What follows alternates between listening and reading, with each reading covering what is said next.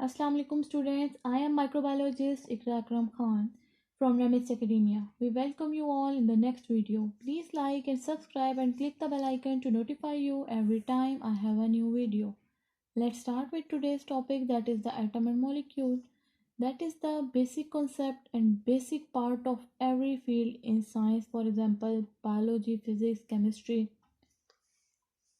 So start with atom and molecule. In this video we will discuss about the atom, fundamental particles of an atom, basic formation of an atom, structure of an atom, and about molecules, formation of molecule and its examples.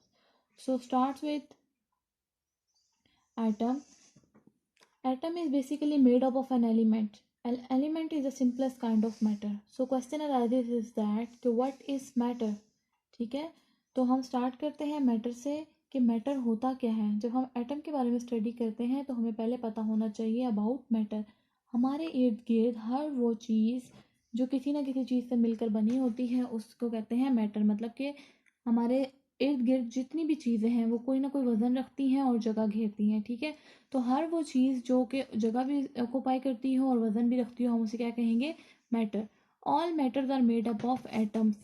ठीक है, तमाम matter किससे मिलकर बना होता है, atom से। Atom means कि वो सबसे छोटा पार्टिकल है, जब वो सब कंबाइन होते हैं तो वो क्या बनाएंगे, matter.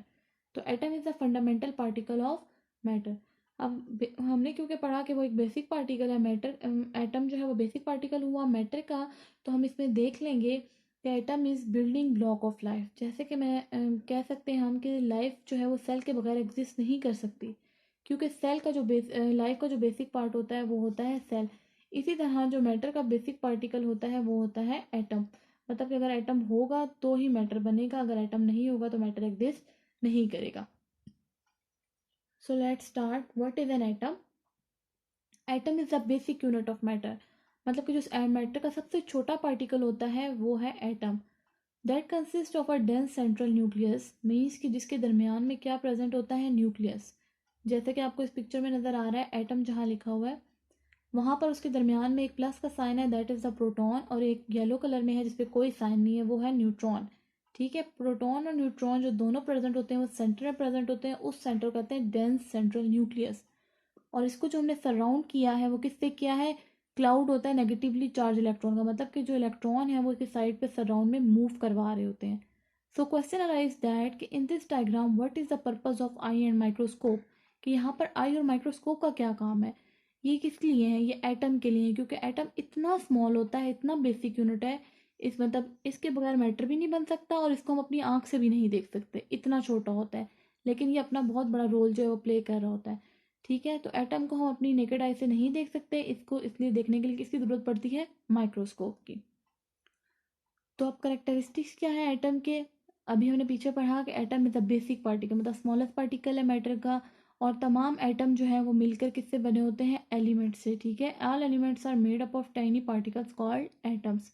Atom are very small in size, ये बहुत छोटा होता है, इसको अपनी आंख से नहीं देख सकते। ये इतना छोटा होता है तो ये फ्रीली मतलब एग्जिस्ट भी नहीं कर सकता।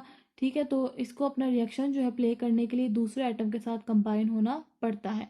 तो जो भी आपके पास मैटर आ रहा होता है वो डिपेंड करता है किसकी प्रॉपर्टीज़ पर, एटम की प्रॉपर्टीज़ पे। मीन्स कि आपके पास जो मैटर है वो थ्री टाइप्स का मेनली होता है। आइदर वो सॉलिड फॉर्म में होता है, लिक्विड फॉर्म में होता है, या गैस की फॉर्म में होता है। ठीक है, तो हम फॉर एग्जांपल कहते हैं कि रूम टेम्परेचर पे जो सॉलिड है वो कॉपर है। ठीक है, जब सारे कॉपर के एलिमेंट्स मिलेंगे तो वो मैटर जो बनेगा वो सॉलिड ही होगा। क्यों? क्योंकि उसका जो एटम थे वो सारे क्या थे, कॉपर थे। ठीक है, इसी तरह जो मरकरी है वो लिक्विड फॉर्म में होता है, जो वो मटेरियल बनाएगा वो भी ऑब्वियसली लिक्विड स्टेट में होगा। तो उन्होंने ये प्रॉपर्टी यहाँ पर सेटिस्फाई हो जाती है कि हमारे पास जो जितना भी मैटर है वो डिपेंड करता है एटम के करेक्टरिस्टिक पे। नेक्स्ट पॉइंट अगेन वो ये है कि एटम जो है वो बिल्डिंग ब्लॉक होता है किसी भी एलिमेंट का। नेक्स्ट आ गया size of atom is indicate bye its radius, कि उसके रेडियस पे डिपेंड कर रहा होता है।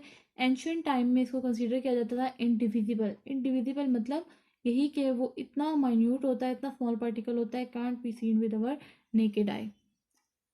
अब आते हैं सब atomic and atomic level. Question arise यहाँ पे ये है कि तमाम जो मैटर है, हमने कहा था कि वो एलिमेंट्स जो है वो सिंपलेस्ट काइंड ऑफ मैटर है। ठीक है, तो एलिमेंट किससे मिलकर बने होते हैं, हर एलिमेंट के अंदर एक एटम होता है। एटम क्या है, वो एक ग्रीक वर्ड है, ठीक है, जो कम्बिनेशन है टू वर्ड्स का, ए और टर्म। ए मीन्स नॉट और टर्म मीन्स कट, मतलब उसको हम मज़ीद आगे कट नहीं कर सकते, ठीक है, बिल्कुल सिंपल फॉर्म होती है, मज़ीद सिंप्लीफिकेशन की ज़रूरत नहीं पड़ती। बट उसमें जो सब एटॉमिक पार्टिकल्स होते हैं वो तीन हैं mainly, proton, neutrons and electrons. इनको हम ऐसे भी कह सकते हैं fundamental particles of an atom, ठीक है। तो जब आपको क्वेश्चन आ सकता है इस तरह से कि explain the fundamental particles of an atom, so you should say कि atom has the three fundamental particles. These are the proton, neutron and electrons. Proton have a positive charge, neutron have a no charge, and electrons carry a negative charge. Proton and neutron both are found in the nucleus, in the center of an atom, ठीक है। क्योंकि nucleus में होते हैं तो इन्हें collectively कहा जाता है न्यूक्लियॉन्स, और इलेक्ट्रॉन्स जो है उन पर नेगेटिव चार्ज होता है और वो रिवॉल्व करवाते हैं स्पेशल ऑर्बिट्स में, जिन्हें शेल कहा जाता है। इसकी मजीद डिस्क्रिप्शन हम आगे स्ट्रक्चर को डिस्क्राइब करते हैं। स्ट्रक्चर ऑफ एन एटम, दरमियान में आपको एटम का पूरा स्ट्रक्चर नजर आ रहा है। पॉजिटिवली चार्ज को मैंने आपको अभी बताया था, उन्हें कहा जाता है प्रोटॉन। कहाँ फाइंड आउट है, न्यूक्लियस के अंदर, ठीक है, बिल्कुल सेंटर में। न्यूक्लियस जो कंटेन करता है प्रोटॉन्स और न्यूट्रॉन्स को, ठीक है, दोनों जो है वो टाइटली पैक हुए हुए होते हैं। एटम के अंदर कुछ एम्प्टी स्पेसेस भी होती हैं और नेगेटिवली चार्ज इलेक्ट्रॉन्स भी हैं। वो इलेक्ट्रॉन्स कहाँ रिवॉल्व करवा रहे हैं, इन अ फिक्स ऑर्बिट्स या पाथ, जिन्हें शेल भी कहा जाता है। नंबर ऑफ शेल जो बेसिकली हम इसमें आगे पढ़ेंगे वो फोर शेल्स जो होते हैं, और उनमें स्पेसिफिक लिमिट दे दी जाती है कि हर शेल में इतने इतने इलेक्ट्रॉन्स जगह ऑक्यूपाई कर सकते हैं। मोर देन दिस उस शेल के अंदर इलेक्ट्रॉन्स नहीं आ सकते। देन अब atomic number and mass number, ठीक है। तो हमने देखा कि न्यूक्लियस के जो मतलब एटम के जो दरमियान में न्यूक्लियस है उसमें दो चीज़ें हैं, एक प्रोटॉन है और दूसरा न्यूट्रॉन है।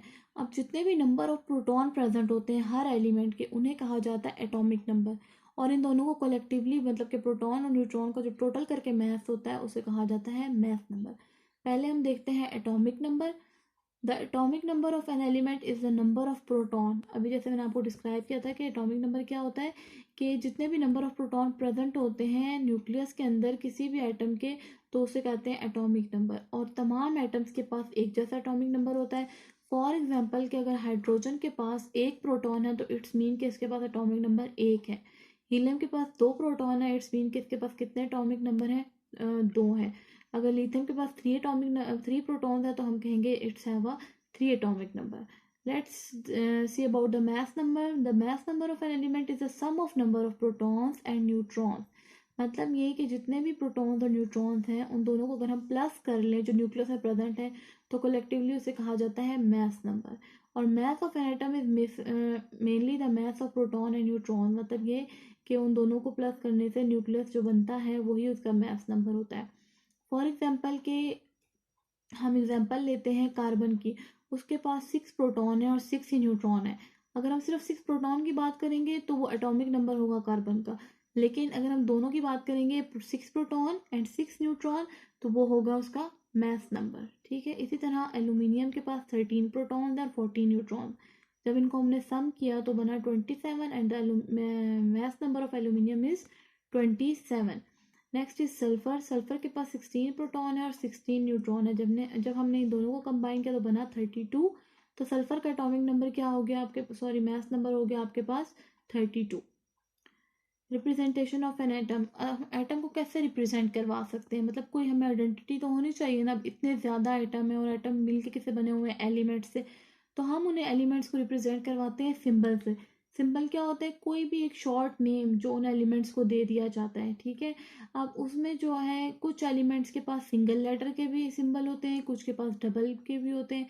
जो सिंगल लेटर का होता है वो उसके नाम से इंडिकेट, मतलब फर्स्ट लेटर से, हम जैसे कार्बन का कह देते हैं सी है, ऑक्सीजन का ओ है। इसी तरह कुछ एलिमेंट्स होते हैं जिनके पास एक से ज़्यादा भी लेटर का उसका सिंबल होता है। फॉर एग्जांपल क्लोरीन का Cl, जिंक का Zn। लेकिन कुछ ऐसे एलिमेंट्स हैं जिनका उनके फर्स्ट लेटर पे डिपेंड नहीं कर रहा, वो कुछ और है। वो क्या है, वो उनके लैटिन नेम पे या जर्मन पे या ग्रीक नेम्स पे डिपेंड कर रहा होता है। फॉर एग्जाम्पल आयरन का Fe है, क्यों है, क्योंकि आयरन का जो लैटिन वर्ड है वो होता है फेरम, और फेरम के जो फर्स्ट टू वर्ड्स हो गए, लेटर हो गए एफ और ई, तो हमने उससे उसके सिंबल्स को इंडिकेट कर दिया। सोडियम का Na नेट्रियम से निकला है, दैट्स वाई। पोटेशियम का केलियम, क्यों, क्योंकि वो भी के से निकला है। ओके, अब आ जाता है मॉलिक्यूल। हमने एटम की कैरेक्टरिस्टिक में देखा था कि एटम जो है वो सिंगली तौर पर एग्जिस्ट नहीं करता, फ्रीली तौर पर एग्जिस्ट नहीं करता। उसे केमिकल रिएक्शन के लिए क्या करना पड़ता है कि वो एक या एक से ज़्यादा एटम को अपने साथ कंबाइन करना पड़ता है। ठीक है, तो मॉलिक्यूल क्या होता है, स्टेबल न्यूट्रॉन जिसके अंदर 2 एटम जो है डेफिनेट अरेंजमेंट के साथ केमिकल बॉन्डिंग के जरिए अटैच हुए हुए होते हैं। ठीक, अब वो केमिकल बॉन्डिंग के आगे देखते हैं। It can also be defined as unit of 2 or more atoms. 2 or more atom को कोवलेंट बॉन्ड मतलब म्यूचुअल शेयरिंग ऑफ इलेक्ट्रॉन के जरिए जो है वो कंबाइन किया जाता है और मॉलिक्यूल बनाया जाता है। What is a molecule? A molecule is a neutral group of 2 or more atom, मतलब 2 या 2 से ज़्यादा एटम जब इकट्ठे होते हैं केमिकल बॉन्डिंग के जरिए तो उन्हें मॉलिक्यूल कहा जाता है। तो उसमें आप एग्जांपल ले लें। अब केमिकल बॉन्डिंग यहाँ पर 2 तरीके से होती है, आइदर वो आयोनिक हो या फिर कोवेलेंट हो। पहले हम बात करते हैं कोवेलेंट बॉन्डिंग की। कोवेलेंट का मतलब होता है म्यूचुअल शेयरिंग, जिसमें दोनों एटम अपने इलेक्ट्रॉन एक दूसरे के साथ शेयर कर रहे होते हैं। फॉर एग्जाम्पल कि हम एग्जाम्पल लेते हैं यहाँ पर वाटर की। पहले वाटर किस तरीके से बनेगा मॉलिक्यूल, जिसमें 2 एटम होंगे हाइड्रोजन के और 1 एटम होगा ऑक्सीजन का। When we combine 2 atoms of hydrogen and 1 atom of oxygen it forms a water. How? Let's see. क्या आपके पास ऑक्सीजन का जो एटॉमिक नंबर है वो क्या है, आपके पास 8 है। ठीक है, तो अब 8 अभी के शेल में जो आपके पास इलेक्ट्रॉन्स आ रहे थे, ये देखें, अब जो इलेक्ट्रॉन्स की कैपेसिटी है वो भी डिपेंड करती है। के पास कितने आ सकते हैं, ज़्यादा से ज़्यादा 2 आ सकते हैं। एल में ज़्यादा से ज़्यादा 8 आ सकते हैं। एम में 18 और एन में 32 इलेक्ट्रॉन आ सकते हैं, इससे ज़्यादा नहीं आ सकते। तो वापस हम बैक पे जाते हैं कि अब ऑक्सीजन के पास एटॉमिक नंबर है 8। तो ऑक्सीजन के जो फर्स्ट वाला शेल है के, यानी उसमें 2 इलेक्ट्रॉन आ सकते हैं, तो हमने उन्हें फिल। अच्छा, तो ऑक्सीजन में कितने थे, 8 इलेक्ट्रॉन्स थे टोटल। तो हमने फर्स्ट शेल में रख दिए, क्योंकि उसके पास के पास जो कैपेसिटी होती है इलेक्ट्रॉन्स की वो 2 होती है। फर्स्ट शेल में आ गए 2। नेक्स्ट शेल जो हमारे पास सेकंड शेल है, मतलब कि एल शेल है, उसमें ज़्यादा से ज़्यादा कैपेसिटी होती है 8 इलेक्ट्रॉन आने की। लेकिन क्योंकि हमने टोटल तो हमारे पास थे ही 8, जब फर्स्ट वाले में 2 रख दिए तो नेक्स्ट वाले में बच गए 6, तो वो 6 के 6 हमने रख दिए एल शेल में। अब बात ये होती है कि इसके पास तो अभी भी एबिलिटी है, कैपेसिटी है कि वो 2 इलेक्ट्रॉन्स कैरी कर सकता है।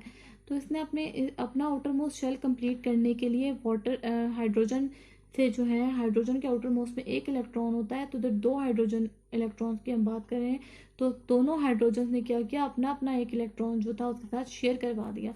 इस तरह हाइड्रोजन के 2 इलेक्ट्रॉन्स कंबाइन होने से और ऑक्सीजन के 6 के साथ, तो इन्होंने क्या बनाया, उसके पास 8 कंप्लीट हो गया। तो इस तरह इन दोनों के कंबाइन होने से म्यूचुअल शेयरिंग भी हो गई और जो है वो वाटर का मॉलिक्यूल भी बन गया।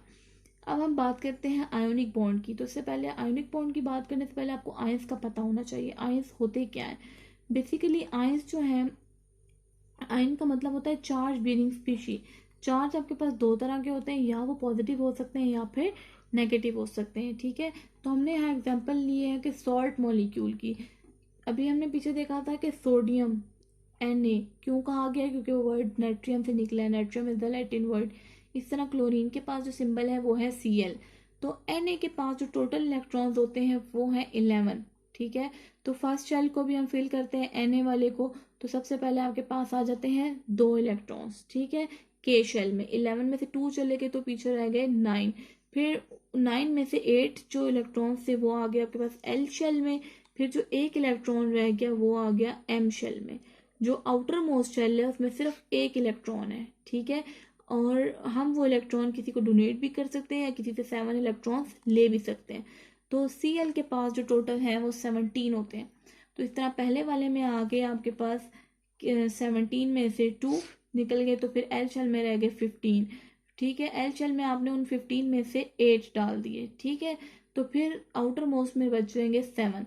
तो अब जो इसका एम शेल है उसमें एबिलिटी है, उसमें वैलेंसी है कि वो 1 शेल को ऑक्युपाई कर, 1 इलेक्ट्रॉन को ऑक्युपाई कर सकता है। तो उसने वो इलेक्ट्रॉन जो है वो सोडियम से ले लिया, मतलब Na से ले लिया। तो जिसने अपना इलेक्ट्रॉन डोनेट किया है उस पर पॉजिटिव चार्ज आएगा, और जिसने अपना इलेक्ट्रॉन एक्सेप्ट किया है उस पर नेगेटिव चार्ज आएगा। तो इन दोनों के कंबाइन होने से क्या बनेगा, सॉल्ट NaCl। ठीक है, तो अब मॉलिक्यूल्स बनते कैसे हैं अभी हमने पीछे देख लिया है। तो अब उसमें हमने ये देखा था कितनी कितनी एबिलिटी आ रही है। रिवाइज करते हैं कि के शेल हमारे पास टोटल, हम 4 शेल जो है वो बेसिक पढ़ते हैं। K में 2 इलेक्ट्रॉन्स आ सकते हैं, L में 8 आ सकते हैं, M में 18 आ सकते हैं, N में 32 आ सकते हैं। अगेन वही ऑक्सीजन वाली एग्जांपल, वाटर वाली एग्जांपल, हमने इसको रिवाइज कर लेते हैं कि हमने देखा था कि आयनिक बॉन्ड्स किस तरह बन रहे थे और कोवलेंट बॉन्ड कैसे बन रहे थे। ऑक्सीजन के पास एबिलिटी थी कि वाटर मोस्ट में 2 इलेक्ट्रॉन्स ले ले, दोनों हाइड्रोजन ने अपना अपना एक इलेक्ट्रॉन शेयर किया और वाटर मॉलिक्यूल बना लिया। ठीक है, तो हमने सबसे पहले इसमें पूरे आज के लेक्चर में देखा एटम क्या था, एटम के करेक्टरिस्टिक क्या थे, एटम का फंक्शन स्ट्रक्चर क्या था, वो कैसे कंबाइन हुआ और उसने कैसे मॉलिक्यूल्स जो हैं वो बनाए। That's all for today.